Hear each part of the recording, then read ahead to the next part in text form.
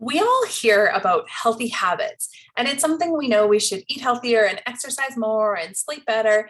But how do we actually create healthy habits that stick?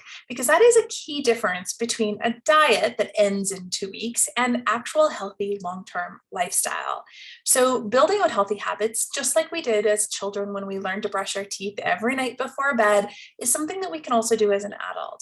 But so much of our day to day is on just kind of autopilot. We just go through our day doing the things we always do because those are habits. So when we look to create some newer, healthier habits, it can feel really tricky because we automatically just shift back to that autopilot. So this week in my blog, I have some tips for you as to how to actually create those habits that are going to stick. Now, I have a couple tips that I use with my clients. I'm going to share a few of them with you here below as well, just to get you on the right path. So think of a healthy habit you've been wanting to create, and I'm going to give you a couple tips as to how you can make it stick.